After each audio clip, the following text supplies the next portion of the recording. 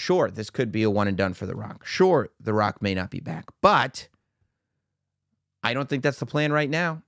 I think The Rock is there for a reason. I think, number one, the WWE wants to look as grand as possible in the context of this merger and the new company. I think that the WWE wants Endeavor to know that they've made a very, very smart decision in creating this company. And I think TKO and Endeavor want the world to know that the WWE is just operating on an entirely different plane than anybody else right now. And that's kind of what we got on SmackDown. I also think that if you look at what is going on with The Rock right now, we've got an actor strike and a writer strike that has put a pause on everything movie and television-wise going on in scripted Hollywood.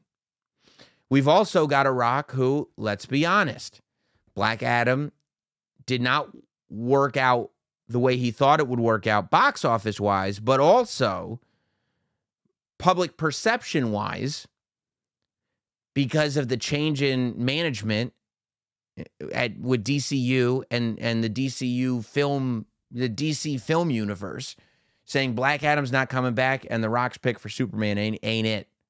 And it's like, whoa. The Rock's usually not the one out here taking L's in Hollywood. So what does that mean? Sometimes it means The Rock has to take the pulse and find out if there's an appetite for The Rock to be back in the WWE. Now, I will tell you, based on the crowd reaction alone, I would say there is an appetite for The Rock in WWE. I'm on my computer right now looking up the WWE's YouTube channel. And it looks like, yeah, there's an appetite for The Rock in WWE. 1.6 million views on The Rock confronts John Cena. Almost 1 million views on The Rock's electrifying entrance. 3.6 million views on The Rock returns to dismantle Austin Theory. Just looking at the WWE's YouTube channel, just from SmackDown, you've got 4, 5.2, 6, 6.1, 6.5. There's another Rock video. 6.5. Oh, and there's another one. The Rock and John Cena. Almost 8 million views real quickly from that one segment on YouTube. I will also tell you the ratings for that segment on SmackDown. And by the way, the ratings are going to be tough right now because college football, NFL, this is where things get tough.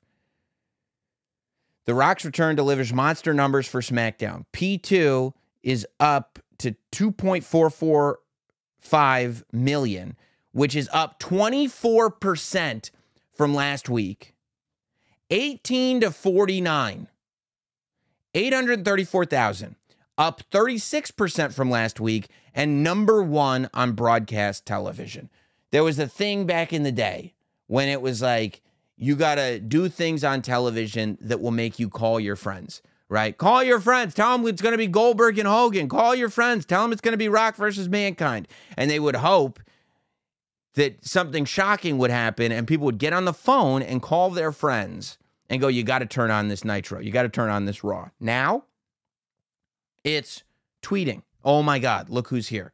It's Facebook updates. It's texting. And there's no denying that all of it worked. The Rock coming back on SmackDown and getting involved made everybody start talking. So the question is, what's The Rock doing? I personally don't know. However, I believe that there's a little bit of testing the waters, although I don't think you really need to test the waters. I would hope that The Rock realizes that anytime he returns, he's in conversation, arguably, the biggest star in the history of WWE, certainly the biggest star outside of WWE to come from WWE, if that makes sense. I don't think that there could be anybody bigger in wrestling to enter that ring than The Rock personally, which is why the question now comes up. Now that the test has been done and The Rock has proven his value, which probably will reflect in what The Rock gets paid going forward because now there are concrete numbers that if I have access to, you better believe $7 has access to them. That The Rock is looking for, okay, where do I fit in going forward? I think, and there's been a lot of debate about this, there is no match in wrestling bigger than Roman Reigns versus The Rock. Roman Reigns is the biggest star in wrestling. To people who don't watch WWE every week, one of Roman's biggest attributes is that he is The Rock's cousin. That's just the truth. A lot of people know who Roman Reigns is. But to a lot of people, it was, of all places, a barbershop. Oh, I don't really watch wrestling anymore. Rock's cousin is the big guy now, right? That is, to me, and it's anecdotal. It's one conversation, but it's a conversation I've heard over and over again. I think, when we had Ian Lara on to do NotSam Wrestling with comedians. Roman's Rock's cousin, right? Oh, the whole Bloodline story. The Anoa'i family. It's all related to The Rock. The Rock is a part of the biggest story and the biggest star in WWE and professional wrestling today. There's nothing bigger you could put on a billboard than Roman Reigns versus The Rock. There's no bigger stadium match than Roman Reigns versus The Rock.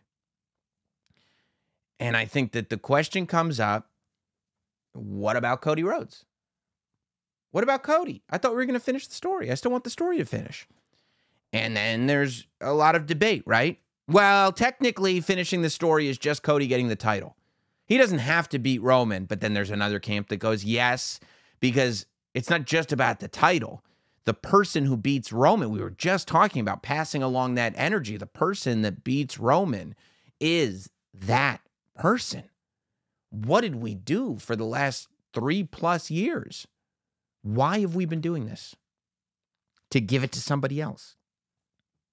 Are you arguing that we give it to somebody who's not Cody Rhodes? The clear-cut next guy in the WWE?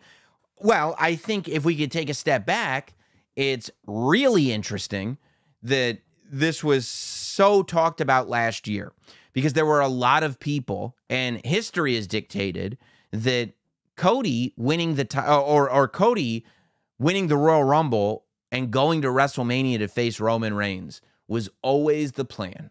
That for a year, it was always the plan Cody was going to face Roman Reigns. Well, apparently, for a lot of that time that Cody was in the WWE, Rock was the plan. Cody was a plan, but Rock was another plan. And I think that, yeah, there may be an idea that we could definitely do Cody versus Roman at WrestleMania. Could, not will. There is no will. You're talking about a show that's in April of 2024. It is September of 2023. We could do that. Doesn't mean we will do it. And then we start moving the pieces around. Well, what are our options? What's the best option? And then where do we place all these other pieces? So there's a few things, right? I mean, last year, the conversation was Rock versus Roman, night 1. Winner versus Cody, night 2. Cody wins the Royal Rumble. Roman gets Rock, night 1. The champion faces Cody on night 2. Roman beats Rock. He's stronger than ever. Cody beats a Roman who's now beaten The Rock. And I think I may have been a proponent of this a year or so ago. Today, no. I'm not a proponent of that. Because, as I said, the biggest match you can have is The Rock versus Roman Reigns. To me, the simple fact of the matter is, if you've got The Rock signed up for WrestleMania, night 2 of WrestleMania 40 is Roman Reigns versus The Rock. There is no prelude. There is no, we can do this on night 1 because of the stipulation it will add till night. No. The biggest match you can have is Roman Reigns versus The Rock. Does it need the title? Oh, it doesn't need the title. Cody can beat Roman first. You should have beat Roman at WrestleMania. No, that's also not true. Because Roman can't go into a match with The Rock having already been beat. The whole point of Roman versus The Rock is for the head of the table. Once Roman loses the title, once Roman has not been on this unfathomable winning streak for the last several years, that story has entirely changed. You're not doing Roman versus The Rock just because, hey, look at these two big guys. You're doing Roman versus The Rock because of the story that goes along with it. It makes it even grander on scale. And the fact is that you want to bring in The Rock to put him against the very best person in WWE. And you can't have the guy who beats Roman Reigns not be the very best guy in WWE. If somebody beats Roman Reigns before WrestleMania, and the main event of WrestleMania is Roman Reigns versus The Rock, well, then you have completely wasted the Bloodline win streak.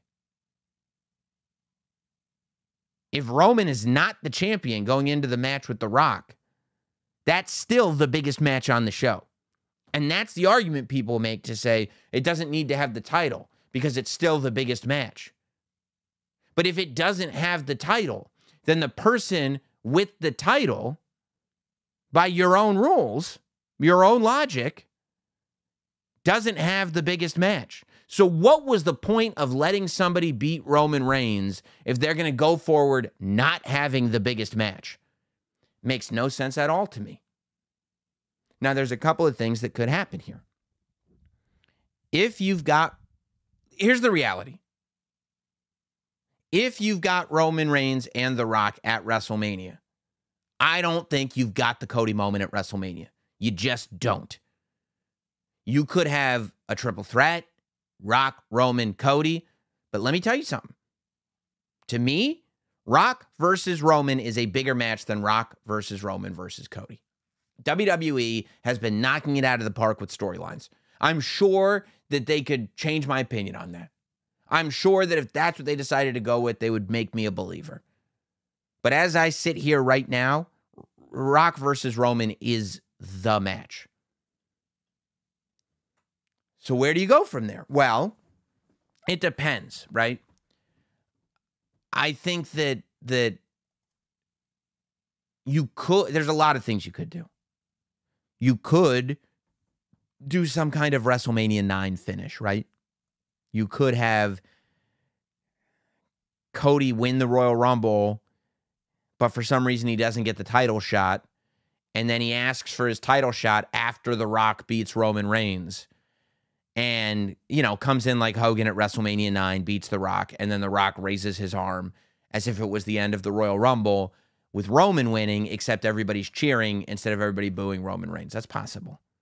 Not the best option. I don't think it would inevitably put Cody Rhodes in the best light.